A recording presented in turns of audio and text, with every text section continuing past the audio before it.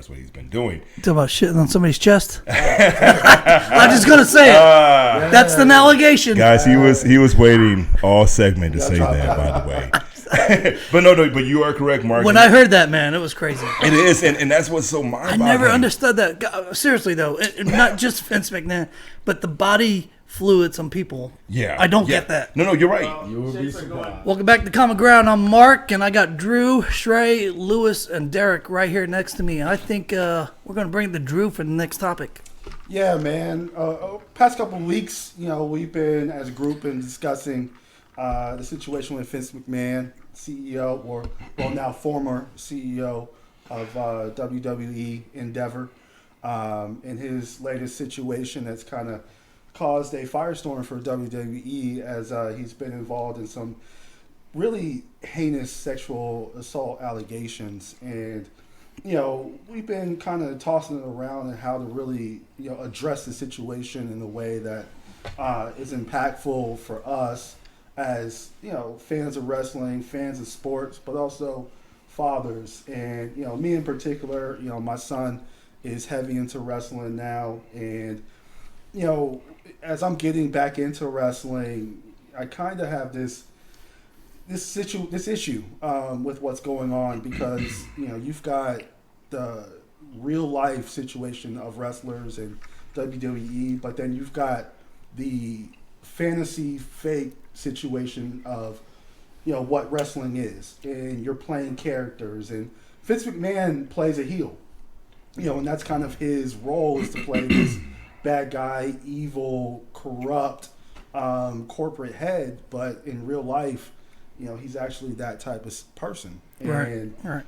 I'll throw it to Lewis to kind of really get heavy into it, but for me, and just the crimes that which is what he's been alleged. We gotta say allegedly. You can't really be serious in unfortunately, guilt and innocence, but you gotta say allegedly. That he's been, not charged, but been accused of. Right.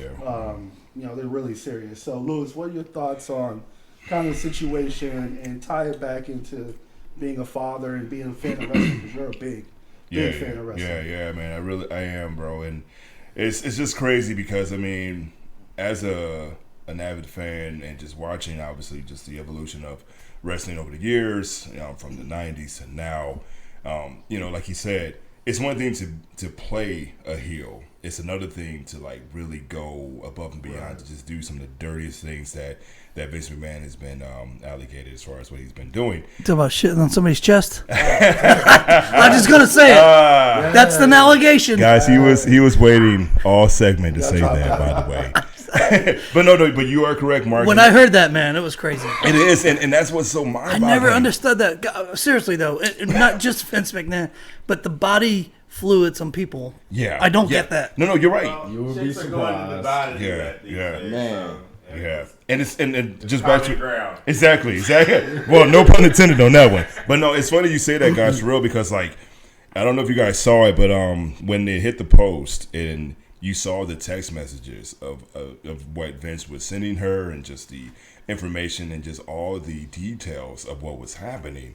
It was like someone really just wrote this out in a fantasy world, because it's just mind-boggling again of just that. I get it. Everyone has their assumption on, her views and, what was right, what was wrong, but it's scary. And just back to what Drew was saying, for me, being a fan, and now my son is into wrestling too, values, wrestling never really had values, but in its own dynamic. Right. You had a heel, you had a face, and come on now, everyone, including us as black folks, love Stone Cold. So Stone Cold was this beer drinking guy. Right. He was a superhero to us. Right. But with that being said, I'm gonna say it bothers me now because WWE not as much, but AEW and other platforms, they're very open about other wrestlers being gay, being transgendered, and all these different things.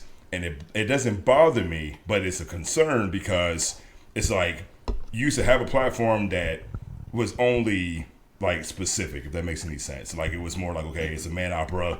You can enjoy it and have a couple beers and that's it. So and you just threw a lot out there, right? Yeah. In my earlier days, I appreciated wrestling for what it was, right? You know, I'm a kid going through. I had 4 brothers, so of course we're going to throw each other over the couch, off the bed, right? We're going to have fun. As an adult, though, I really appreciate the female wrestlers.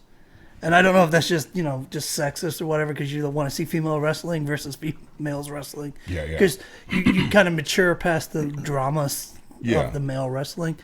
But, you know, the allegations alone, I read through some of the messages, and it's interesting because Vince McMahon is talking all this, for lack of a better word, all this shit about what he wants this female to do. Yeah, right. Yeah.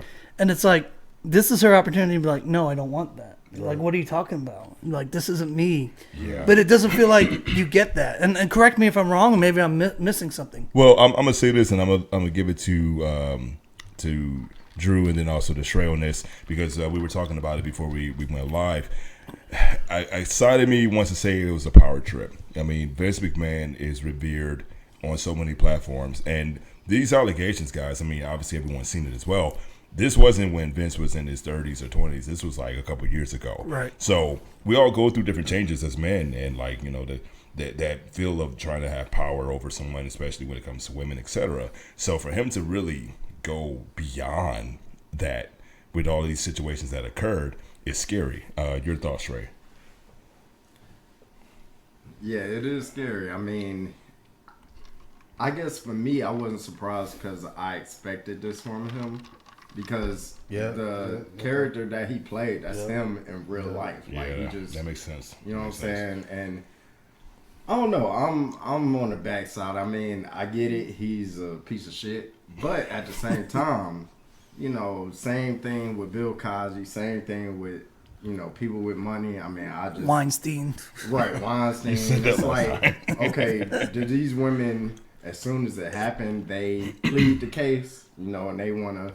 You know, people feel sorry for them, or is it about money? To your point, it's money makes a big difference, right? So, how somebody acts and how much money they have changes that, right? Yeah. And how much that victim, right? And trust me, I'm not saying they're not victims, but the way they react depends on how much money they're getting from. I know Drew maybe had a point. Exactly. Yeah, go ahead, Drew. What's your thoughts, sir? Before I get into it, I'm gonna throw to Derek real quick because I know he had mentioned something about. What you guys were talking about. So I'm going to use a counterpoint. So I know Derek was kind of with you guys. So what are your thoughts on that, Derek? Yeah, from what I'm getting of the whole situation, it's similar to what R. Kelly's been through. And sorry. He should, I guess, suffer the same consequences as R. Kelly, but he probably won't because it's a different dynamic. Yeah. But as Sheree was saying, there's two sides to the coin. There's these women that get involved with these situations with money, and they're out to get the bag. That's just what they're doing, and they'll do anything to get it. They have a price tag, they have a price point, and they'll do whatever it takes to get, you know, what they want. And if that's the way that they're operating, I have no sympathy for them. And as far as the guys goes that are in these situations, they got to be a lot smarter. They know that these women are out here trying to set them up, trying to look for a payday, and you can't just be out here doing anything you want to everybody. You have to have your ducks in a row and just deal with the right personnel. I think what takes R. Kelly into a different level, by all means, is his age of woman that he went after, right? And I think with R. Kelly, you're going after juveniles that aren't fully developed mentally, so you're playing with their minds. And it was versus some of these other allegations are women who are in their 20s, 30s. But Drew, I know you want the feed on that. Your counterpoint, sir. Yeah, I hear what you guys are saying, and it makes perfect sense. But we can't deny the fact that when there's powerful people, and in this situation, a little background about the situation was, this individual, this lady, was in a terrible financial situation. She was taking care of her parents that were sick.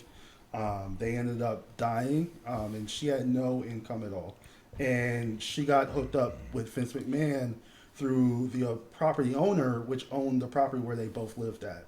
And, you think about you're at your lowest point, and here's this guy, Vince McMahon, a billionaire, who says, hey, look, you can work for my company. I'll help you out as much as possible. And you are working there. You're a receptionist. You're trying to grow your career. And your boss comes to you, essentially not only your boss, but the owner of this multi-billion-dollar company says, hey, you want this promotion. You're in line for it. And your bosses say you can get it. But guess what? You've got to do X, Y, and Z for me. And it may have been, a one-time thing. It may have been like, hey, you do this for me, and that's it.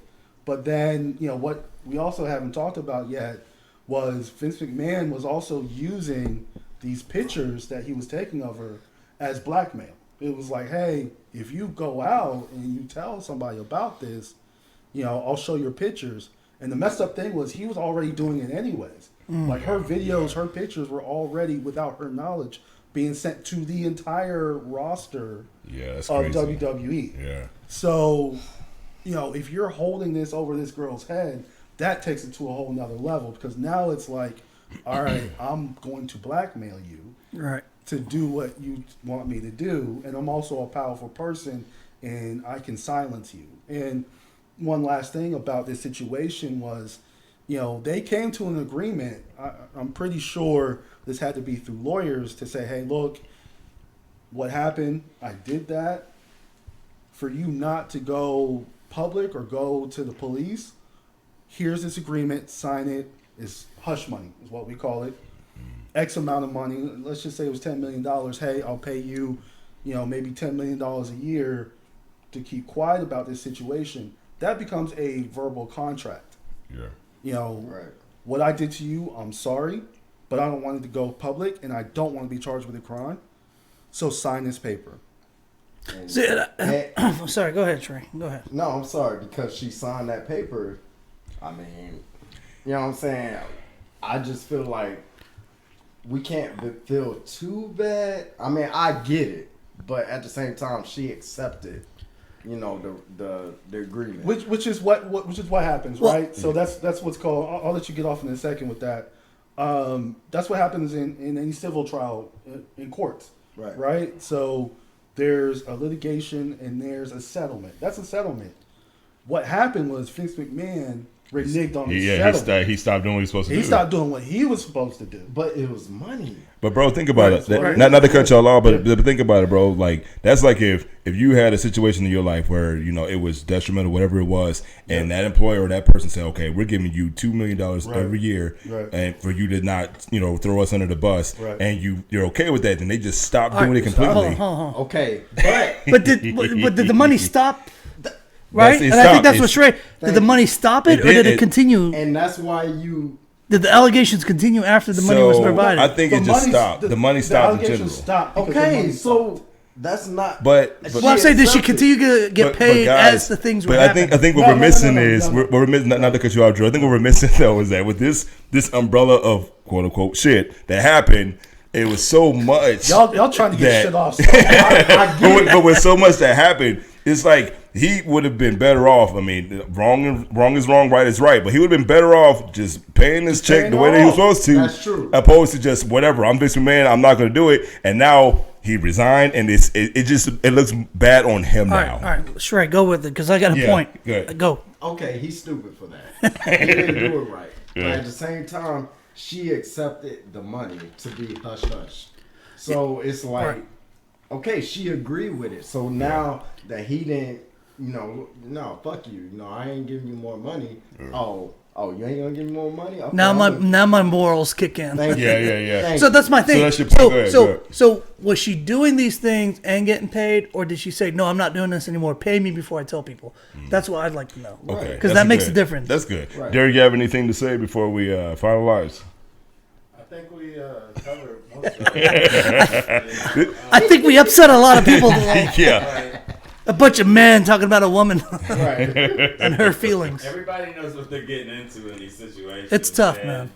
And people just need to be accountable for their actions all around, women and men. It's hard to say because when And all of us, we're humble and we make a decent pay for what we do. And we probably think we should make more. But man, if we started making millions of dollars, what type of people would we be, right? And that's a whole nother topic. You're right, because it's one thing to say, "Oh, I have moral values, and I know that I would look at my fellow man the same way." But not everyone thinks that way. Not everyone has that same upbringing, that same background. That's a whole nother. If you had the access, the power, the money, yeah. Right. And then we as blue collar people look at people with money or who was born in money. Sometimes we flip the script by saying, "Oh, they don't understand what they have because they were born in money," whereas some people who actually have it try to give it away more. Right. I got to point out one thing, Trey, and I'll throw it to you. How do people get off with the body fluids? I don't get that. I don't get that. Peeing and shitting on people. I don't get it. I don't. You want to answer that, Derek? No, let's not. I got somebody. Whoa. Have y'all ever heard of dirty Sanchez? Yes. Yes. Y'all some nasty motherfuckers. That was the first time I heard of somebody explained it to me. I'm like, what the hell? Like the rusty trombone. Right. That's some nasty. We're going down a dark path, fellas. Right. Anyway, all right. I think this is a topic that continues. So let me close it out, guys. All right. I'm gonna close it out. Something simple. We're focusing on intent. Morals. We don't know the details. We don't know the details. All details. The one thing that we can all agree on is just be a decent human being and don't treat people like shit. And that's how we're going to end that one. All right. Yeah, and don't forget to like, comment, and subscribe. Yep. And also leave in the comment section just what is your moral values as far as when it comes to this conversation about the whole Vince McMahon thing. What is, and then let's be real with it. Are you the type of person, based on the money, do your morals go out the door? So I mean, just leave us that in the comment. Money don't change you; it just enhances who you already were. Right. We'll see you. Say that again when someone give you $2 million. Like, comment, subscribe. Love Peace. you guys. See you.